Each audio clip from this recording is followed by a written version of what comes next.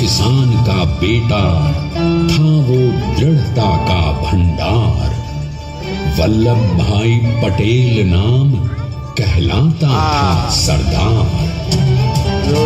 कृषक कार्मिक जनगण से था उसको प्यार अपार। अखिल देश ने उसे रहनुमा किया था स्वीकार। गांधी बापू का शिष्य, सत्य अहिंसा का अवतार, किंतु एक भारत करने को धर लेता हथियार। लौह पुरुष संबोधन था वो लोहे की दीवार। तेज पुंज तुम, शक्ति पीठ तुम, बल का सागर अपरंपार। ऋणी देश का नम्र नमन, तुम स्वीकारो सम्मान।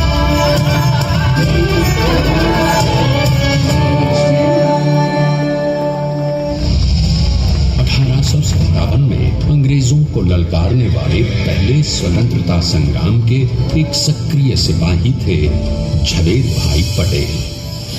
करमसद गांव के इस बहादुर देशभक्त किसान और उनकी पत्नी लाडबाई के 5 बेटों और 1 बेटी में से चौथे पुत्र थे वल्लभ भाई। बालक वल्लभ ने करमसद के बाद नडियाद से अपनी हाई स्कूल की शिक्षा पूरी की। फिर 13 साल की उम्र में उनकी शादी भी हो गई, छोटी सी झवेर बाई से। 2 बच्चों, बेटी मणिबेन और बेटे डाया भाई को जन्म देने के बाद झवेर बाई असमय ही चल बसी। सदी बदलने और 20वीं सदी आने पर उनका जीवन भी एक चमत्कार की तरह बदला। रीडर का इम्तिहान पास करके वो वकालत करने लगे। पहले गोधरा, फिर आणंद और उसके बाद अहमदाबाद में। मगर जल्द ही वकालत छोड़कर वो बैरिस्टर बनने की इच्छा से इंग्लैंड चले गए। लंदन में बैरिस्ट्री में अव्वल आने और वजीफा जीतने वाले वो अनोखे भारतीय थे। अब तो अहमदाबाद की वरिष्ठ अदालत में बैरिस्टर पटेल की जिरह और जीतों की धूम मच गई।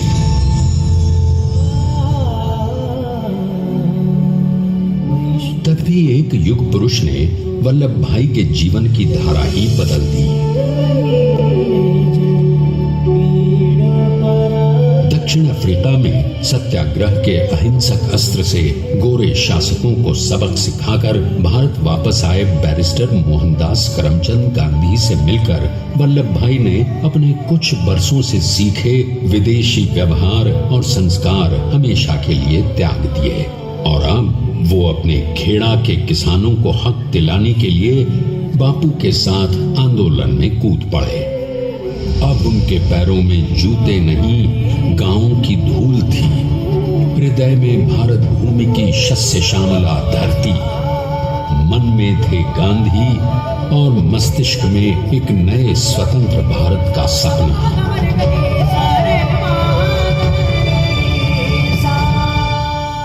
तभी बारडोली के मजबूर मजलूम किसानों की यातना का समाचार उनके पास पहुंचा। तुरंत वल्लभ भाई वहां पहुंचे और यूं शुरू हुआ भारत का सबसे बड़ा और सफल किसान आंदोलन बारडोली। वल्लभ भाई ने बारडोली के 87,000 किसानों को ऐसा अटल अडिग अचल मनोबल दिया कि अंग्रेजी सरकार हिल गई और 1 बरस के बाद उनका लगान माफ कर दिया गया।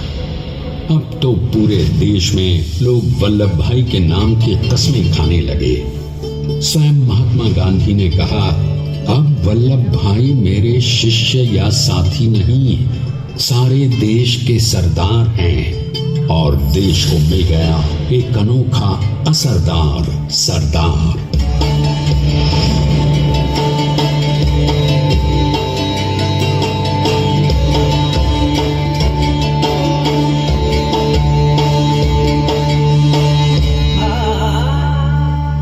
सरदार पटेल के नाम और देशभक्ति से अंग्रेज डर कर कांपने लगे। 1930 के नमक सत्याग्रह और दांडी कूच में वो बापू से भी पहले गिरफ्तार किए गए। तो सन 1932 में फिर उन्हें बापू के साथ ही जेल में 2 सालों के लिए डाल दिया गया। मगर आजादी के दीवानों को, स्वतंत्रता के परवानों को कौन गिरफ्तार कर पाया है? जेल से छूटते ही सरदार को कांग्रेस के नए राष्ट्राध्यक्ष पद पर चुना गया और उनकी सरपरस्ती में राष्ट्रवादी भारतीयों ने तमाम ब्रिटिश सूबों में जीत हासिल कर वहां अपनी स्थानिक सरकारें बनाई। किंतु सरदार का सपना केवल सरकार बनाना नहीं था। उनका स्वप्न तो था एक ऐसे नए भारत का जहां हर रंग, हर रूप, हर जात, मजहब, तबके का हिंदुस्तानी एक साथ मिलकर एक ऐसा नया भारत बना सके जहां पूर्ण स्वराज्य के साथ सारे समाज को गरीबी, अशिक्षा, छुआछूत से भी आजादी मिल जाए। इसकी पहली रणनीति थी भारत को अंग्रेजों की गुलामी से आजादी, ताकि भारत के लोगों की अपनी सरकार सबके साथ और सबके विकास के लिए काम कर सके। बापू की अगुवाई में अब देश ने अंग्रेजों को अंतिम चेतावनी दे दी, करेंगे या मरेंगे, क्विट इंडिया, अंग्रेजों भारत छोड़ो। बस फिर क्या था, संघर्ष की रणभेरी बजी। 3 सालों के लिए सरदार पटेल को भी सत्याग्रही नेताओं के साथ जेल में ठूंस दिया गया। 2 सालों के बाद अंग्रेजों को बापू के सभी शिष्यों और साथियों को छोड़ना पड़ा।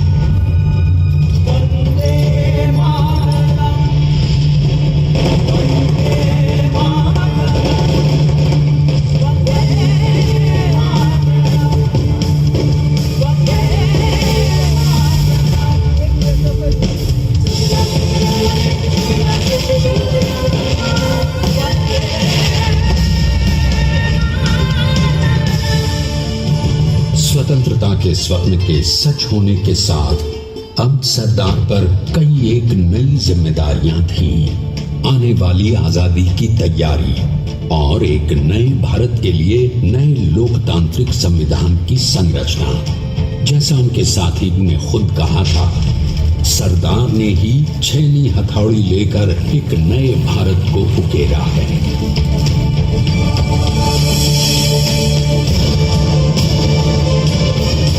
स्वाधीनता तो प्राप्त हुई, लेकिन खंडित में भी उठते विभाजनवादी अंधकार को अभी दूर करना था।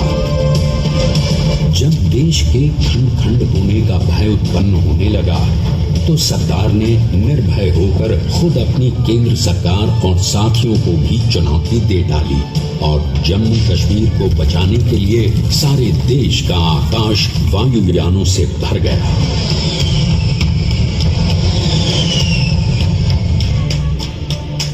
और फिर हैदराबाद और जूनागढ़ के भारत में विलयीकरण को पाकिस्तान से चुनौती मिली। सरदार चाहते थे कि देश की 1 इंच धरती अब और विभाजित नहीं होनी चाहिए। नए भारत को एक करने के लिए समझा बुझाकर मना कर 565 रियासतों को सरदार ने अपनी सूझबूझ सदाशयता संबल से एक नए स्वतंत्र भारत का अभिन्न अंग बना दिया। हमारे इतिहास में अखंड भारत के पुरुषार्थ का ये एक महानतम अध्याय है। जैसा उन्होंने स्वयं कहा था, हमें नए धागों को पुराने ताने बाने में ऐसे पिरोना है कि एक दूसरे में गुंथ जाएं और बेहतरीन बनावट वाला एक नया भारत उभर कर सामने आ सके। अंततः अपने वज्र दृढ़ संकल्प से एक नया विराट विशाल एक भारत श्रेष्ठ भारत बनाकर दिखा ही दिया सरदार ने। संसार के सबसे बड़े प्रजातंत्र के शिल्पी को प्रणाम करने के लिए देश ने बनाया है ये समर्थ स्मारक। स्वाधीन भारत को समर्थ भारत में बदलने वाले सरदार पटेल को समर्पित प्रेरणा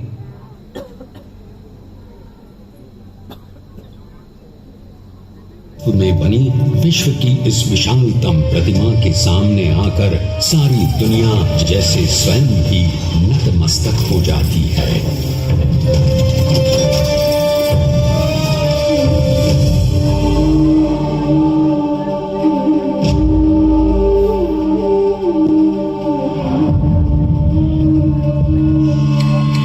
देश को बना गया वो अमित अटल,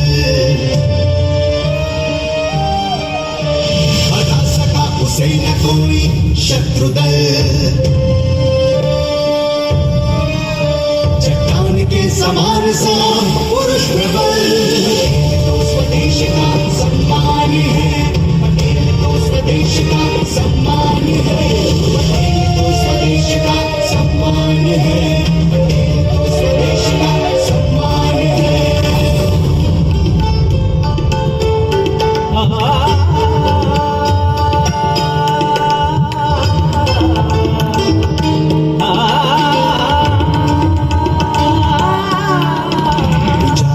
आकाश को छुए हुए गहराइयां समुद्र के लिए हुए, कदम अडिग जमीन पर जमे हुए। पटेल अपनी आन बान शान है। पटेल अपनी आन बान शान है। पटेल तो स्वदेश का सम्मान है। स्वदेश का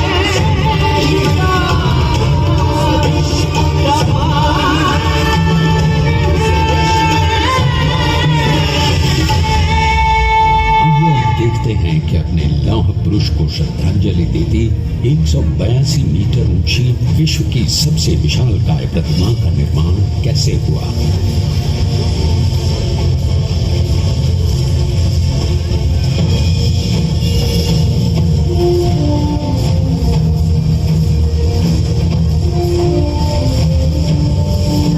गगन चुंबती इस अद्वितीय अभूतपूर्व प्रतिमा को बनाने के लिए सबसे पहले नदी पर 4500 क्यूबिक मीटर का राफ्ट बना और फिर सीधा 600 फीट का कंक्रीट का कोर बनाया गया।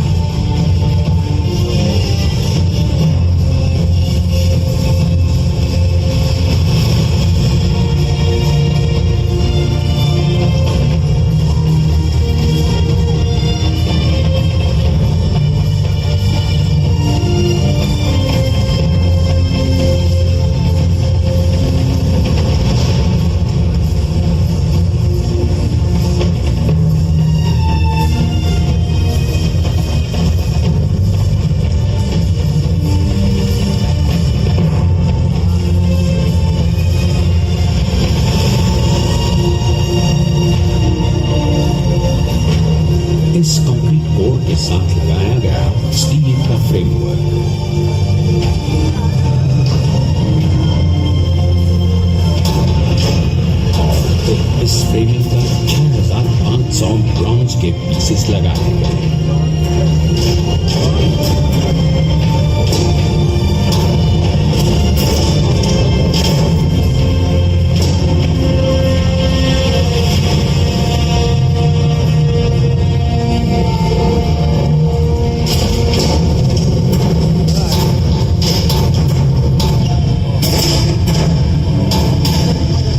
सोचिए कि 182 मीटर ऊंचे इस भव्याति भव्य स्मारक के निर्माण में कितना सामान और मेहनत लगी है।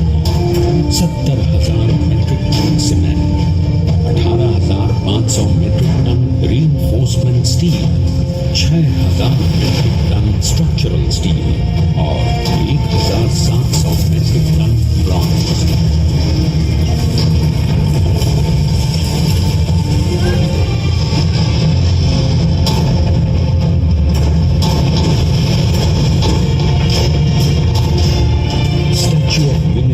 आज एक वर्ल्ड आइकॉन है और इसे मुमकिन बनाने में एक सेकंड भी ब्रेक लिए बिना देश भर की टीम्स ने 24/7 काम किया। 250 से ज्यादा इंजीनियर्स, 4,500 से ज्यादा स्किल फोर्स और कई लाख मानव दिन। हम गर्व से कह सकते हैं कि कुल मिलाकर स्टैच्यू ऑफ यूनिटी के निर्माण में 95% माल सामान, मजदूर, इंजीनियर्स और एक्सपर्ट्स थे भारतीय। जानते हैं कि 182 मीटर ऊंची इस भव्य प्रतिमा को बनाने में कितना समय लगा। डिजाइन के लिए 12 महीने और निर्माण के लिए 34 महीने, यानी कुल मिलाकर केवल 46 महीने।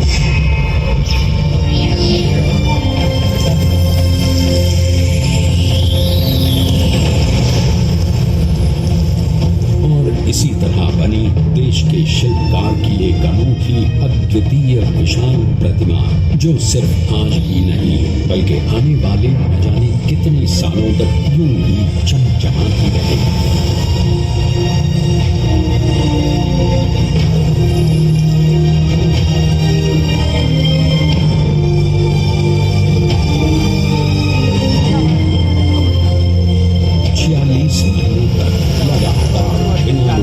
एकजुट होकर न जाने कितनों ने परिश्रम किया और उनका साथ दिया भारत की 125 करोड़ जनता।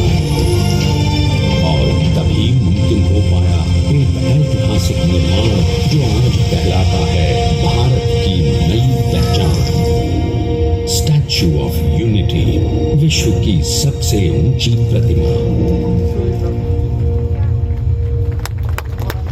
सरदार ने अपनी गंभीरता, शालीनता और दूरदर्शिता से भारत को संगठित करने के असंभव कार्य को संभव कर दिखाया। आइए आज हम सब उन्हीं की महिमा में विश्व के सामने एक उदाहरण रखें, क्योंकि ये ही भारत को श्रेष्ठता के मार्ग पर ले जाएगा। हमारा कर्तव्य ये है कि हमें निश्चय कर लेना चाहिए कि हमें हिंदुस्तान में जितने लोग हैं सबको मिल के भाई भाई की तरह के रहना है। स्टैच्यू ऑफ यूनिटी एकता की प्रतिमा और श्रेष्ठता का प्रतिबिंब है। एक पहल है इस अखंड भारत को श्रेष्ठ भारत बनाने के सपने को पूरा करने के लिए। एक पुकार है हम सबको एकजुट होने के लिए। एक आंदोलन है भारत को सबसे आगे ले जाने के लिए, श्रेष्ठ बनाने के लिए। आपके योगदान और विश्वास से ही बनेगा एक भारत, श्रेष्ठ भारत।